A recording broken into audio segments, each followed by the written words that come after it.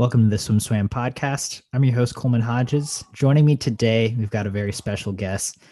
Her accolades are long, so bear with me. She's an Olympic champion, a world champion, Pan-Pacific champion, 8-time Commonwealth Games champion.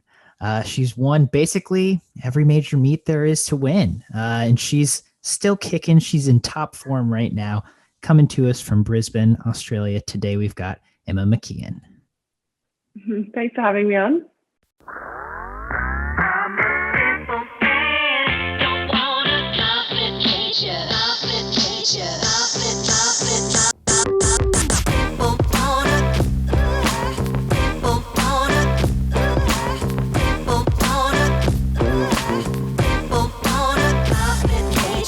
You're coming off of the Queensland Championships where, among other swims, you dropped a 56 600 meter fly and a 52 400 meter freestyle.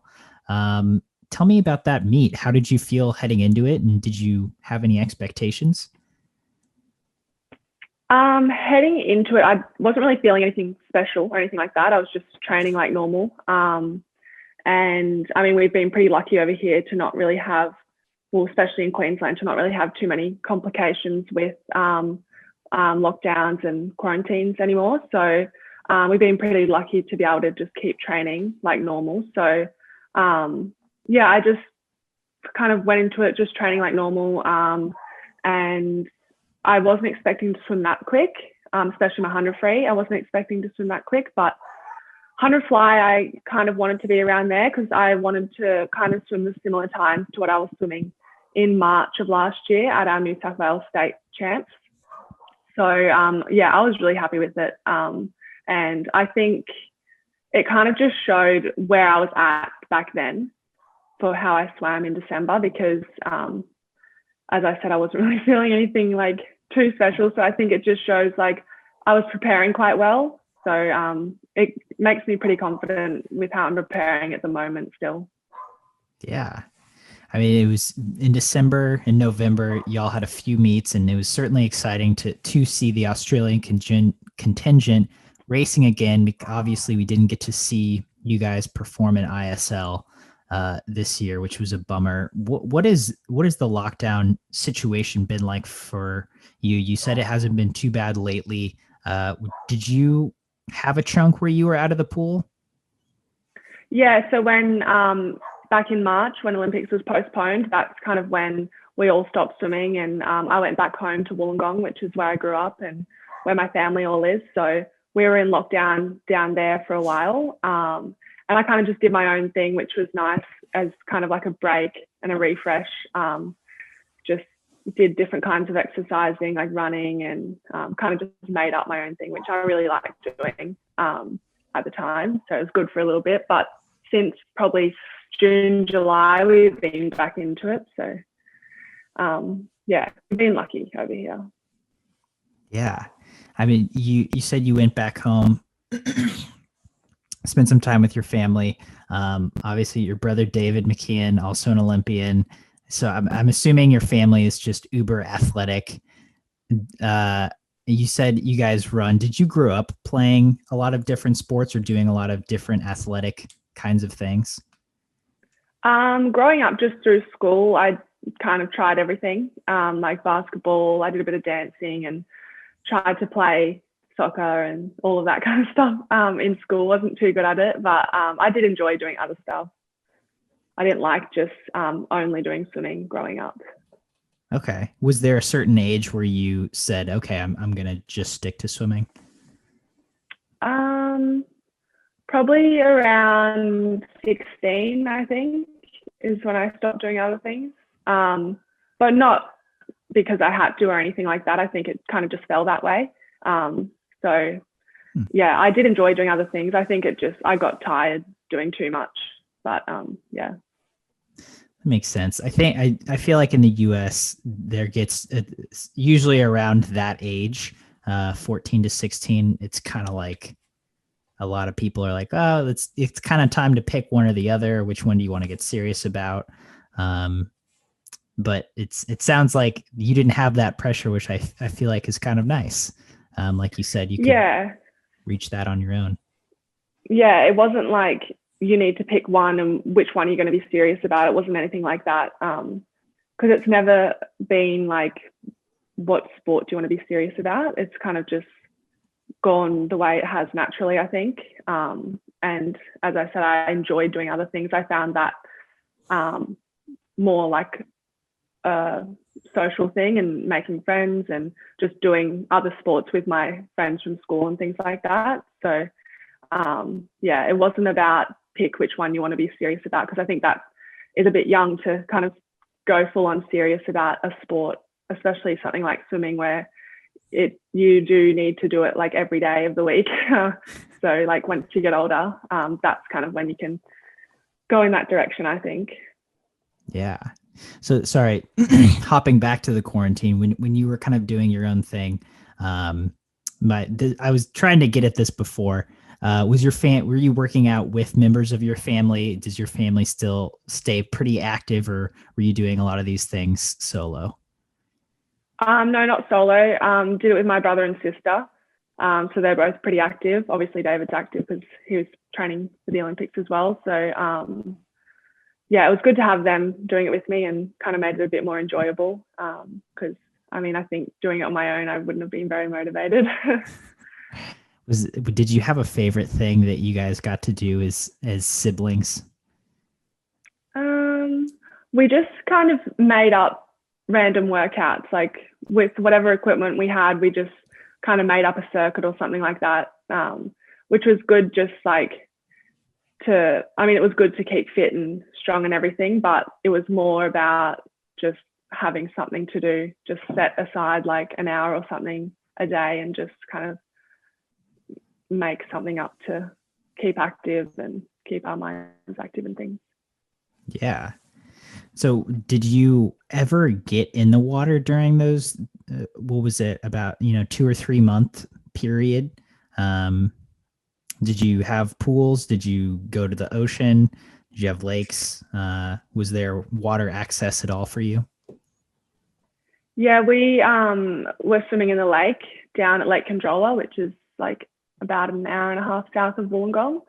So we spend a lot of time down there as a family. So had the wetsuits on and swimming in the lake a little bit. And then we got back in the pool. My parents have a swim school, so we could swim there from about June, I think it was, or I can't really remember. It's kind of all blurred into one, but around June, we kind of got back in there and started doing a little bit of swimming, but not much considering like we knew it was still like going to be a long time until Olympics 2021. So you kind of, even though you want to get back in and want to start pushing again, you kind of have to be smart about it and know when's the right time, because it's still like, well, not now, but it was back then, like it was still a long time.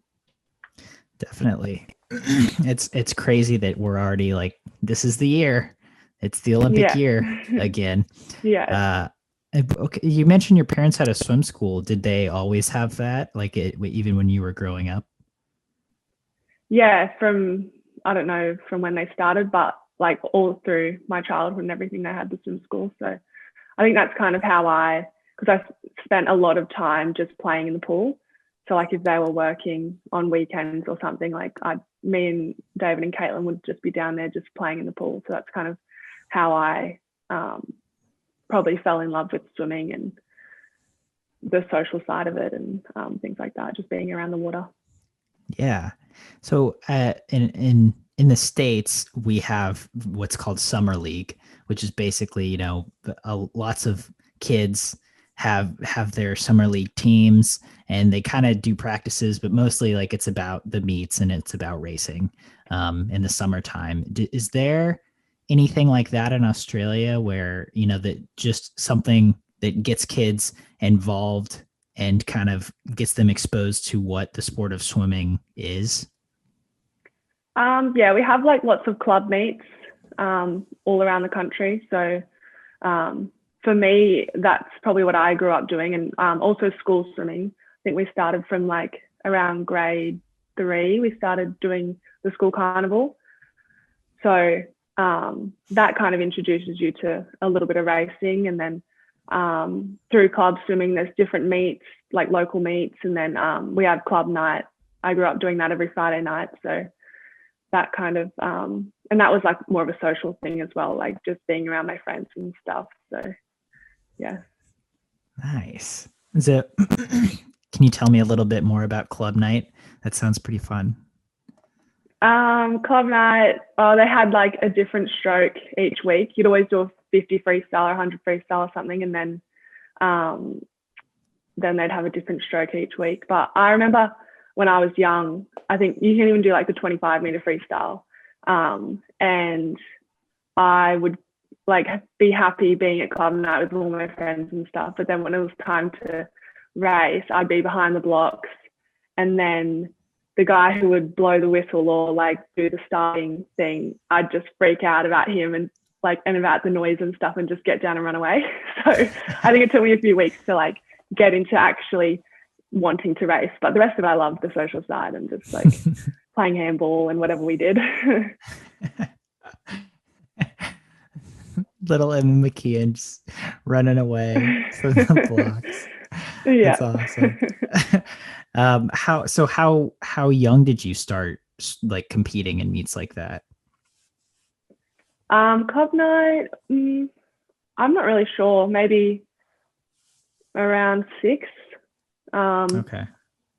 Yeah, but probably for actual like competitions, like local competitions and school carnivals was probably around 10 or 11.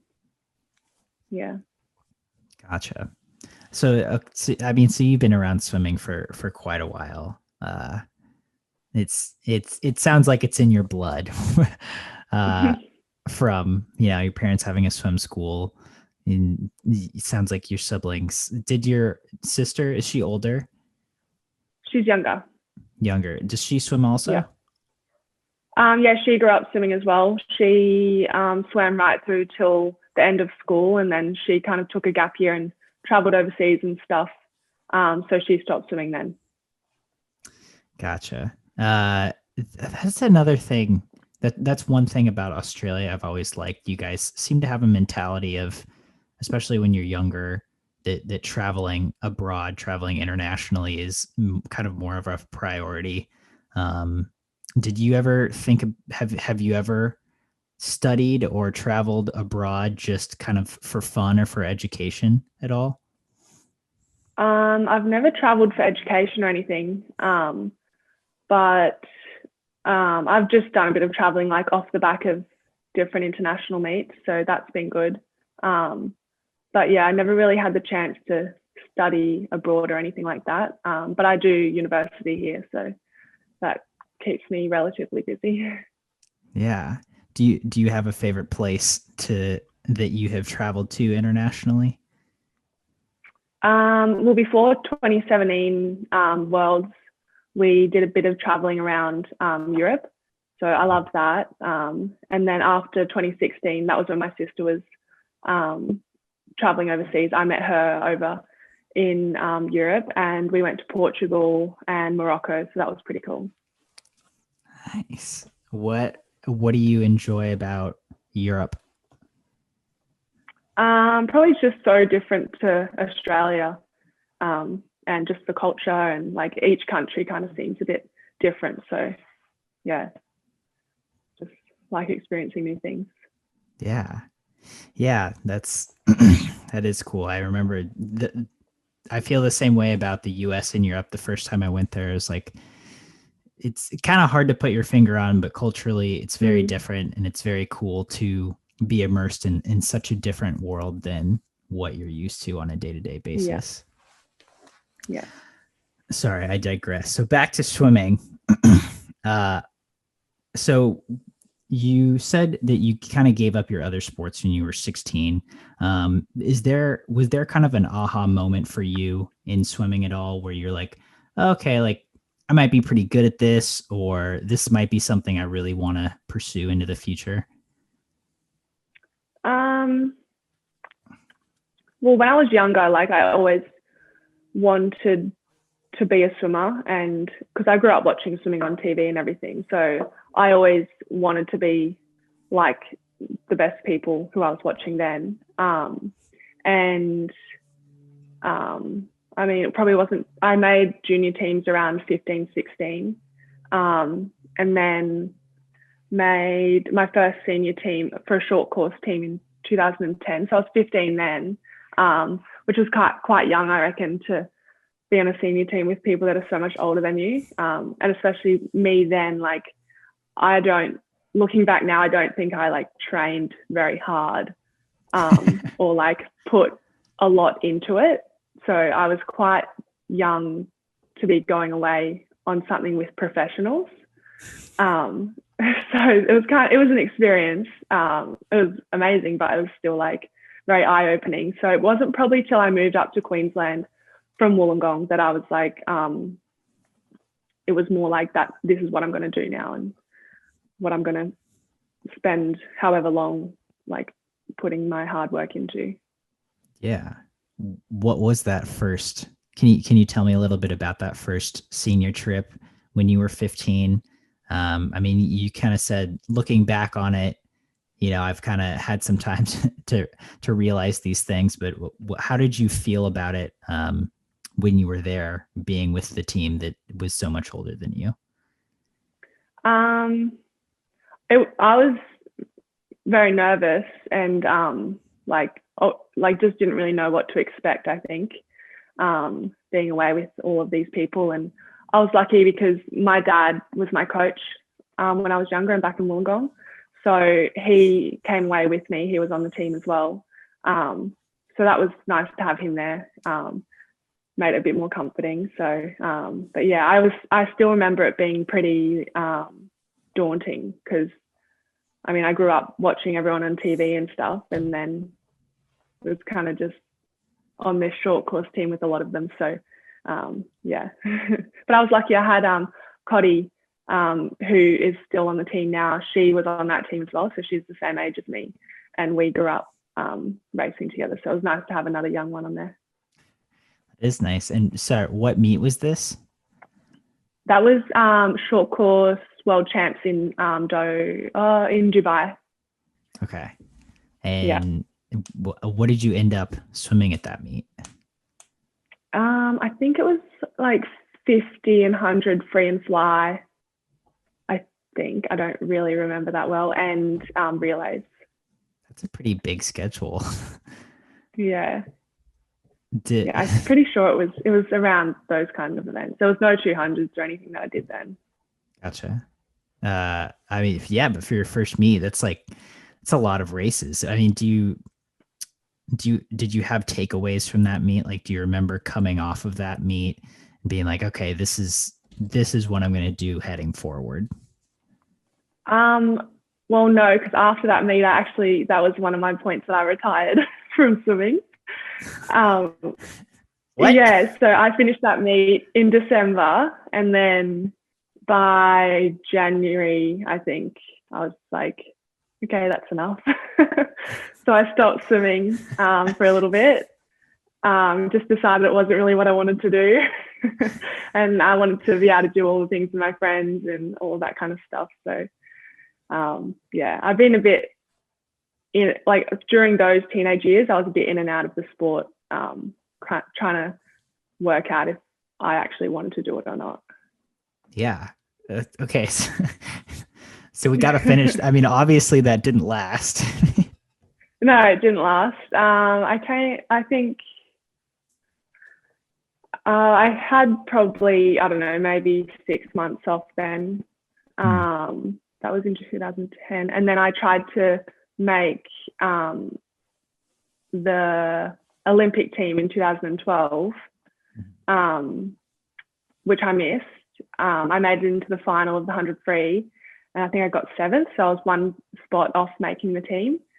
And my brother made it, and my other training partner, Jared Port, made it.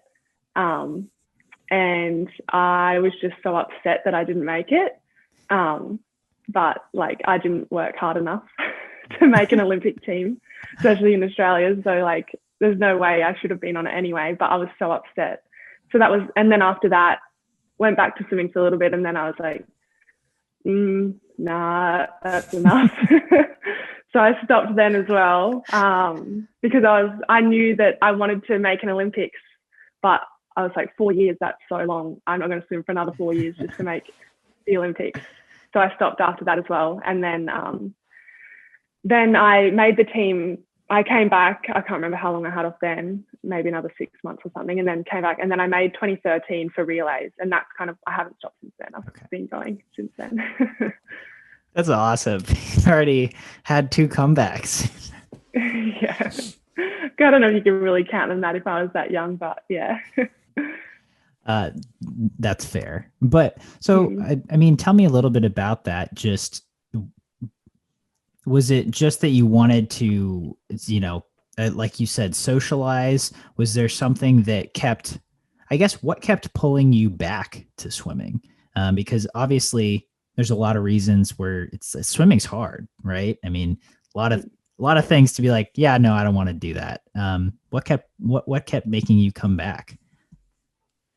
I think it was more the social side that kept me coming back, because I had a lot of friends in swimming across the country, but mainly in my squad, who I grew up with training. So that kind of kept me coming back, I reckon. And then also the fact that I knew that I was kind of good at it. So like I wanted to do something I was good at as well. And yeah. And I loved racing as well, going away for meets and things like that. So I did miss that kind of thing, but I'd say it was mainly the social side and being able to do something that I knew I could be good at. Mm-hmm.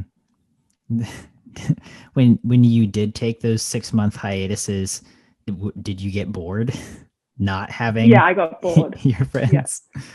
Yeah, because I mean I still saw them, but because I was in Wollongong, so it's not like a huge city town anyway. But so I still saw them, but I think I was just like, well, what am I doing now? Like I'm just going to school, and that's normal.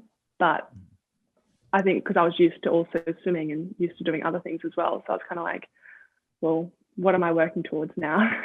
So I think that also helped, like made me get back into it, because I think I always liked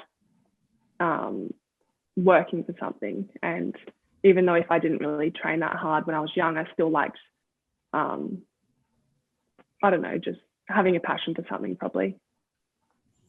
Yeah, I mean, and I'm sure you still had goals, even if you weren't. I still had goals. Yeah, like you said, even if you weren't like giving it 100%, it still makes a difference, certainly, to have something to work towards, like you said.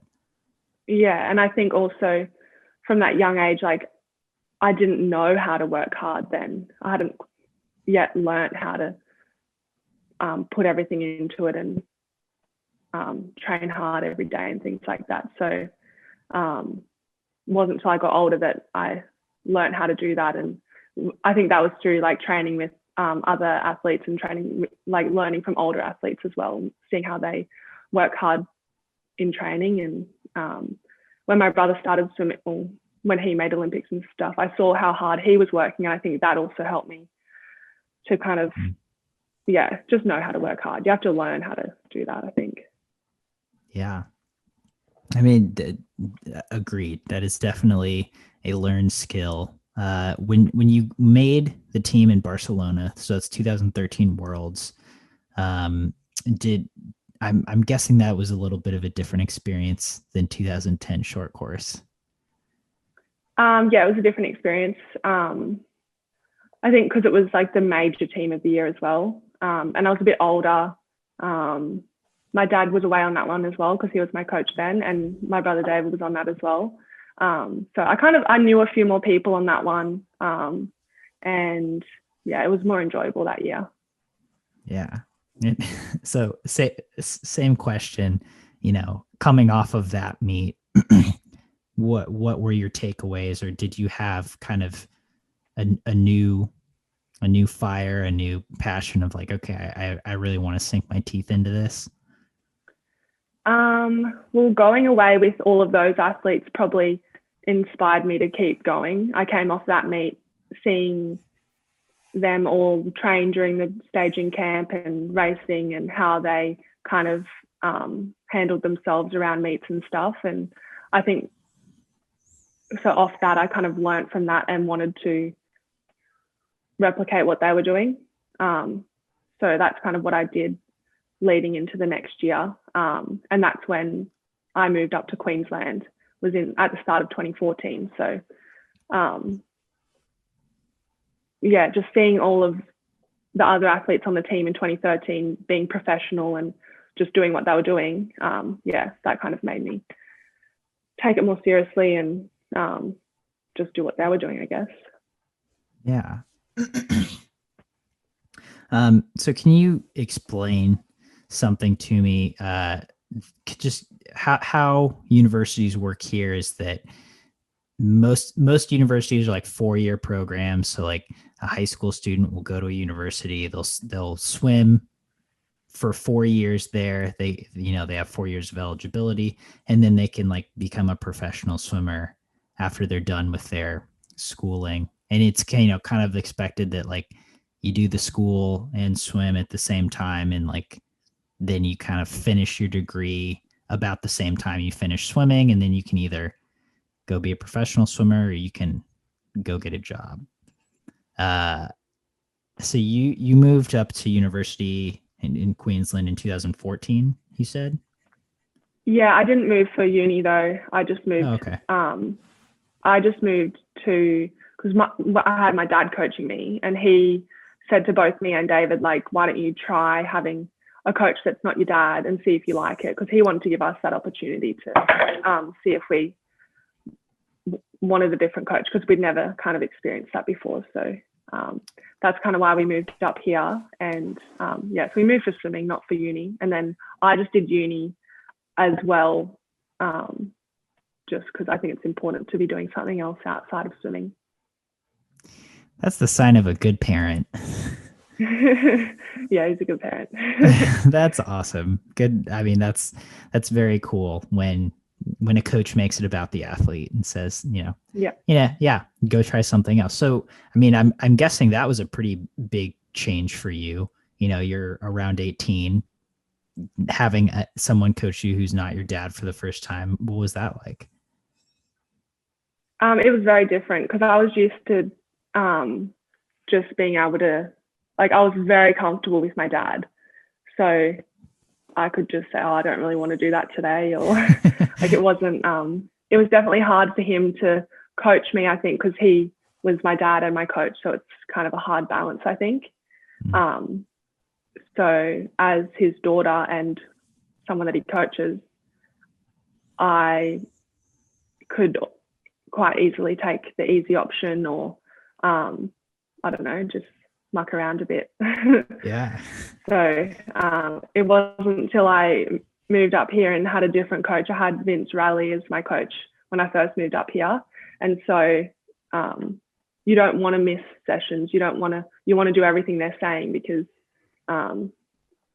it's just different because he's not your dad. So, you talked about how you kind of had to learn how to work hard, how to build that work ethic. Was that a learning curve as well, in terms of, were there times where you're like, well, I don't really want to do that, and the coach was like, well, you have to? No, I don't think I really did that when I moved up here. Okay. But like when I was with my dad, I knew how to push myself, and when we had main sets and things, I definitely knew how to push myself hard and go after fast times and stuff, because I know that I did fast times back then, but I think it was about consistently, the consistency thing I probably wasn't very good at when I was there. And I hated long aerobic swimming. So I would get in and be happy to do fast stuff. But it was just the long aerobic stuff that's what I would want to miss out on when I was back then. So when I was up here, like, I think just learning from other athletes, and Kylie Palmer was in the squad then, so I trained with her, and she'd been like right up there with the best in the world. for so many years. So seeing how she trained and showed me like, this is what you need to do to kind of, if you want to be great at what you're doing, this is what you have to do. You have to do stuff that you don't like. Yeah. And I mean, I think to me, that's a little funny, a little ironic that, you maybe weren't the most consistent trainer as a younger athlete, because, I was reading a couple articles before our interview, and I was reading some of the comments that people were leaving about you, and they're like, she's the most consistent athlete on Swimming Australia. It's like you pretty consistently for the last, I don't know, half decade at least have been someone that Swimming Australia seemingly can lean pretty heavily upon, and you're always showing up at the races, which is, it seems like you learned that consistency and have been able to practice it and carry it out pretty well. Yeah, I definitely am consistent now, and I think each year I want to be going faster than I did the year before. So as soon as 1 year's done, like my goals for the next year, they're always faster, and I always want to go faster than I did. I always want to be improving my times and things like that. So that's what I train for every year, is to just beat what I did last year and achieve the goals that I set out for myself and what I worked with my coach on for that year. So I think that just having that kind of drive is what helps me to be consistent, I think. Yeah. Well, I mean, what can you pinpoint on what motivates you? How do you have that drive? I think I am goal driven. So I've always got those goals in the back of my mind. And I think I've got self-belief in myself now. So I know that I'm capable of doing really good things in my races. So I think having that is what motivates me now. Like, I want to live up to what I think I can do, kind of thing. Yeah, that makes total sense. So since you switched coaches from your dad and moved up to Queensland in 2013-14, do you feel like it's been kind of that steady progression of getting better and better and better each year, or have there been, physical or personal setbacks for you along that road? There's definitely been a lot of setbacks just growing up, I think, and things that probably a lot of people go through, and moving out of home, like that was a big thing for me. Being away from my family was a big thing, and just going through all kinds of different learning things, I guess. So there have been years where I haven't gone as well as I wanted to, or haven't actually progressed from the year before and things like that. So it's not as if I have just improved my times every year or anything like that. There's been, just all learning things, I guess. And I think that's what has gotten me to where I am now, because I do learn from what I go through and become stronger from it. And even though it might be different things might be hard at the time, I know that I come out the other side a stronger person. And that's what I think makes me a stronger athlete. Yeah. I mean, I think when everyone moves out of their house for the first time, I think that's always a pretty significant transition. Can you take me through a little bit of what that was like for you? Just kind of, again, like you said, living out of the house, away from your family for the first time, not even with swimming, just kind of being away from them and being on your own. Well, my family's very close. So, and we've always been like that. So I think it was hard moving away from them for that reason. Me and David both moved up, so I still had my brother with me. But it was still hard being away from that, like the five of us together. And then also being away from my friends back in Wollongong that I grew up with and went to school with. I found that hard because, I mean, coming up, it's not the same friendships that you've had your whole life. So it is different. And I found that hard being away from them. So yeah, it's kind of just, yeah, learning along the way, getting stronger. And yeah, I knew that I knew I wanted to be up there for my swimming, and I was enjoying it when I moved. So kind of just have to get through those harder bits on the side of it, I guess. Yeah. And when did you start taking university classes then? 2014. Okay. I started, yeah, I just kind of ticked off 1 or 2 subjects per semester. So I'm nearly done now, but it's taken a long time. I mean, that, you know, it takes a long time, like you said, but do you feel like that's been a good way to do that? Because I feel like, especially if you're balancing something like a significant swimming career, like that seems like a good way to do it. Yeah, it was good because, I mean, I wasn't going to go and get a full-time job on the side of swimming anyway. So it's not as if I could have used a degree still even now anyway. So it's fine to do it like that because I'll get a job once I'm finished swimming and I can use it then. So I didn't really need to rush into finishing any degrees or anything like that. Gotcha. Yeah. I mean, that's pretty cool. I would say that's not the norm in the United States, but I kind of feel like maybe it should be. So you're training in Queensland, and I mean, take me through the Olympic prep. You had missed it in 2012. Heading into 2016, were you pretty confident in what you could do at the trials? Yeah, I think so. I was obviously really nervous because it's an Olympic trial, so that fact just puts more pressure on it and makes it so much more exciting as well. So I was definitely really nervous, but I knew I was training really well in the lead up to it, and really enjoying my swimming and stuff like that. So yeah, I knew that I could swim well there. I mean, what was the moment like when you realized you made your first Olympic team? It was pretty cool. I made it on night 2 in the 100 fly, and David made it in the 400 free on the first night. So it was cool watching him make it.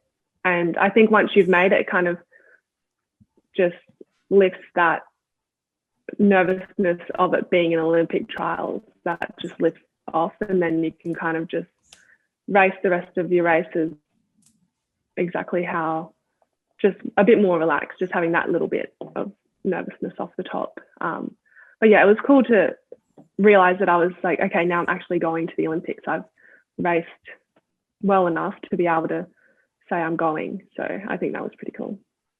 Yeah. And I mean, and then to go to your first Olympics, and to perform the way you did, was that kind of like a cherry on top? Definitely. Yeah. I hadn't really thought too much, I don't think, about medals and things. I knew I wanted to win an Olympic medal, and I wanted to like swim better than I've ever swum before there. But I think it wasn't till the week was over, because it was just such a week of just a roller coaster of up and down. Like, it was crazy. And then so to finish it off and look back, and then I had 4 medals, like, it was kind of overwhelming because I had a big program there as well. So it was kind of like finish one race, put it aside, go the next. So it's kind of, you don't really have time to, I don't know, just like soak it up, I guess. Because we won the 4x1 on the first night. So that's obviously a huge high. And then you've still got 7 more days to go or something like that. So it's kind of like not till you get to the end that you can look back and be like, wow. yeah, I mean, can you take us through that week a little bit? Because, like you said, you look back, 4 medals at the 2016 Olympics: gold in the 4x100 free relay, silver in the 4x2, silver in the medley relay, and then bronze in the 200 freestyle individually. I mean, you swam the 100 fly individually as well. So between all those, I mean, like you said, that's a big program. Um, you don't have to, hit every day, but you said it's a lot of ups and downs. Can you take me through some of those? Well, having the relay on the first night was obviously a huge high. And then also that morning, having done my first heat swim. So it was my first swim at an Olympics ever. So that's a huge thing as well. And then going into the night and doing my semi for the 100 fly and then doing the relay and then being so excited about it, but then also being like, okay, 7 more days. I can't just like, I don't know. You kind of have to contain yourself a little bit because emotional energy is energy. So, yeah, you kind of have to be a bit careful as well. And then try and go to sleep and then come back the next night and do my 100 fly final, which I was really disappointed in.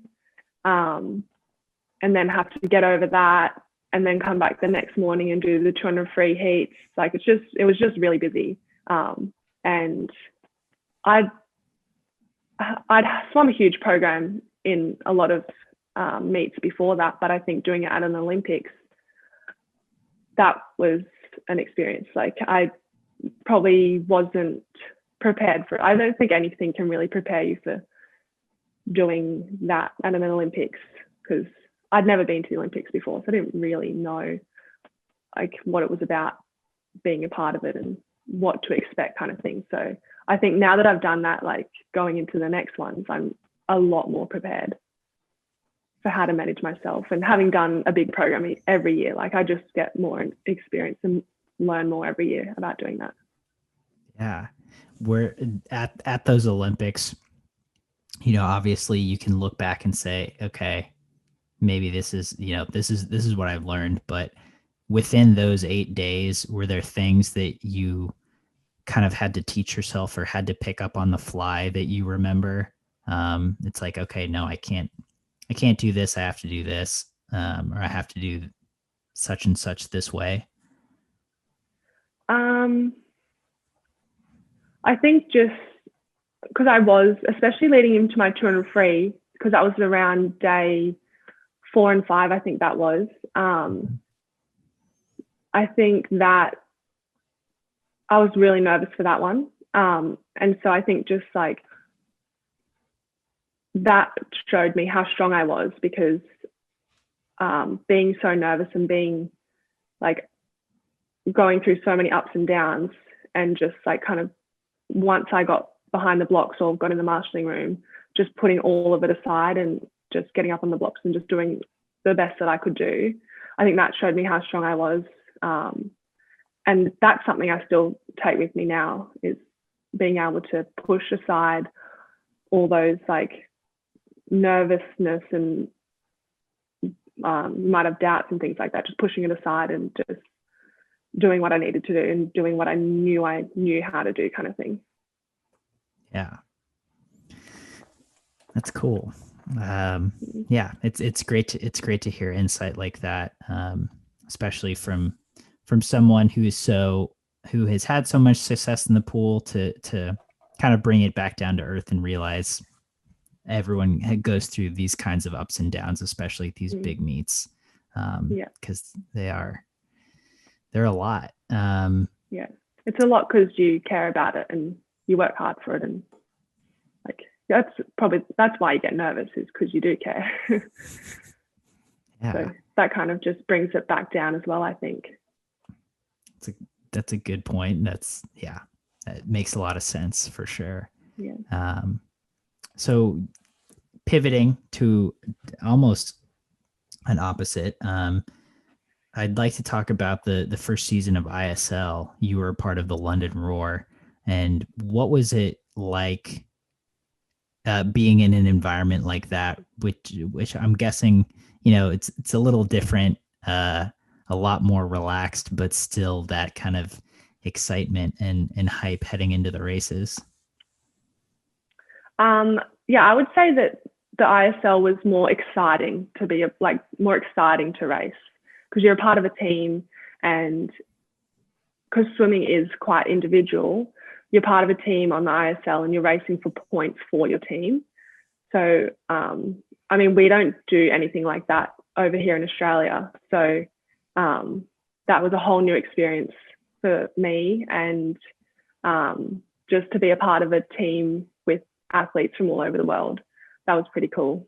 And it just brought like a whole new level of enjoyment to my swimming, I think. And I came from that just like with a lot more drive and just enjoyment in my swimming.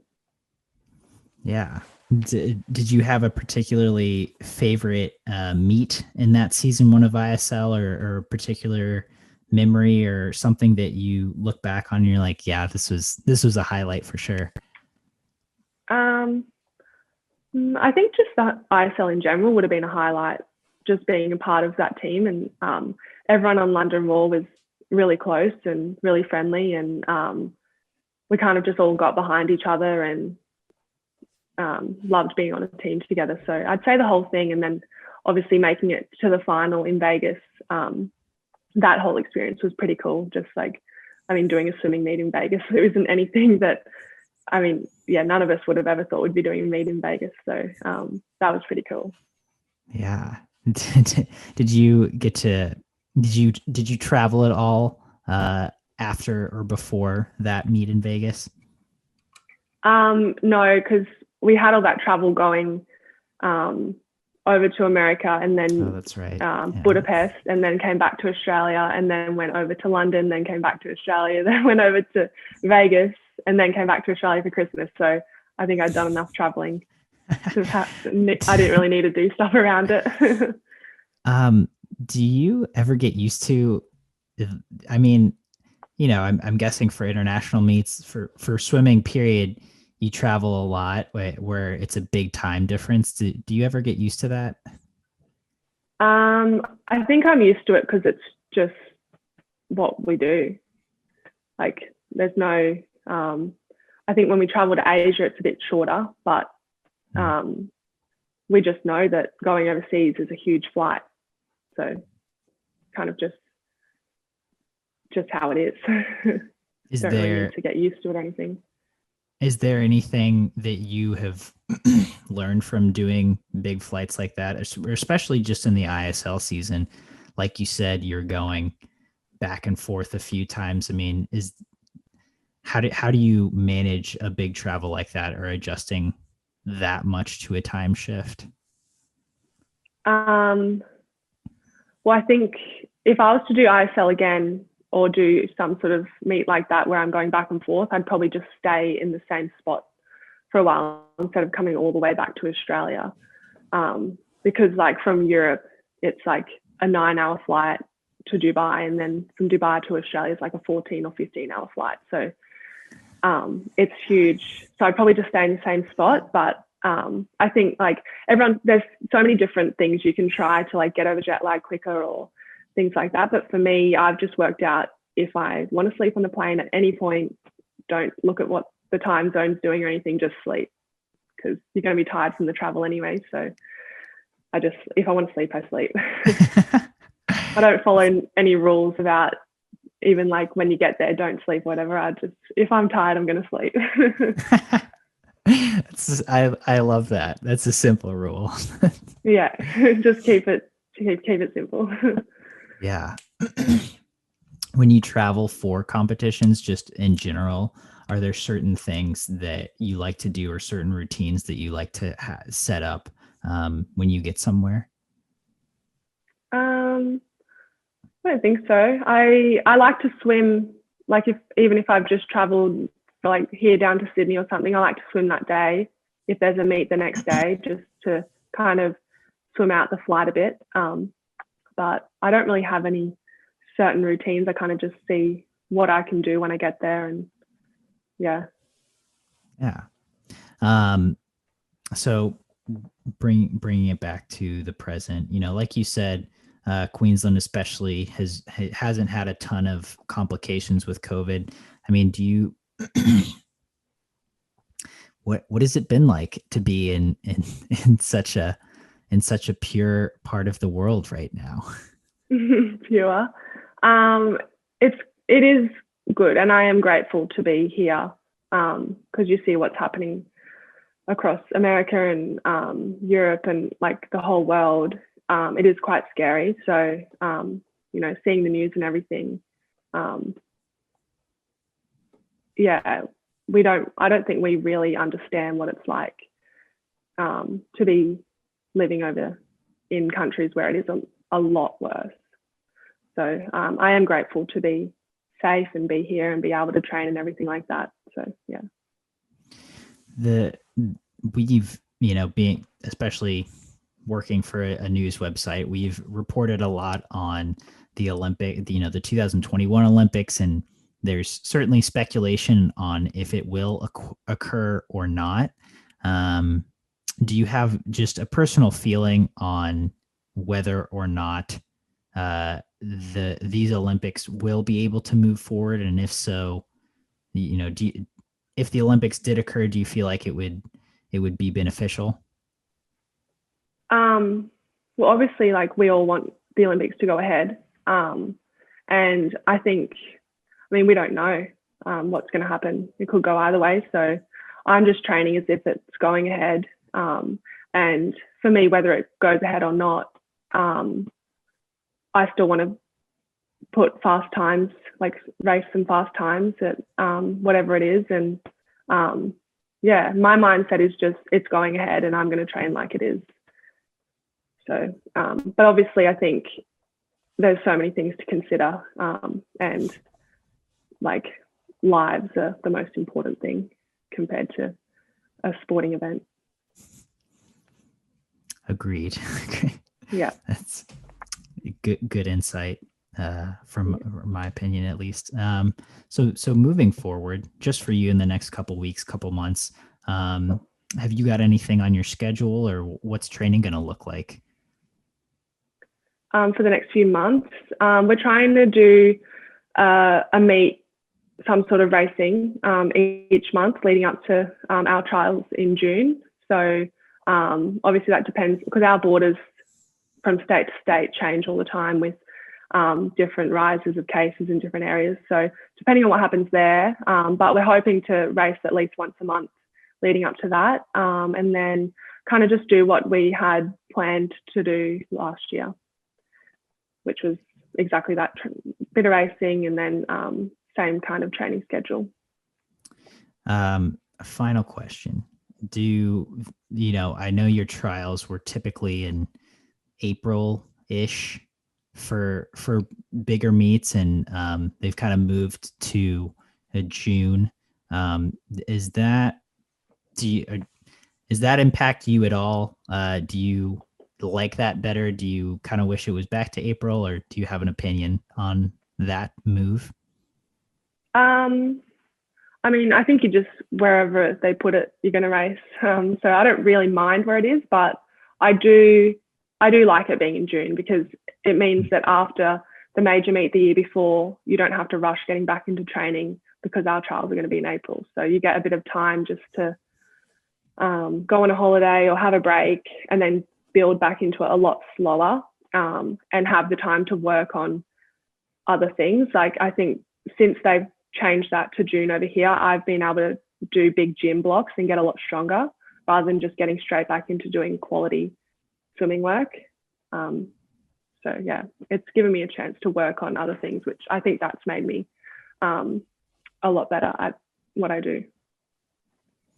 I didn't even think about that, but that makes a lot of sense, and that does seem like a positive thing for sure. Getting that tail end room to have a little bit of flexibility. Yeah. That's super cool. Well, Emma, I really appreciate you taking the time to come on. You've been very generous with your time and perspective. Any parting thoughts before we sign off today? I don't think so. Just thanks for having me on. It's good to chat.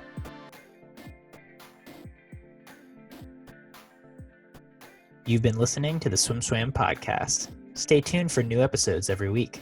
You can take SwimSwam podcast on the go by subscribing on your favorite podcast platform. Look for links in the description below, and be sure to subscribe to our YouTube channel for more videos as well.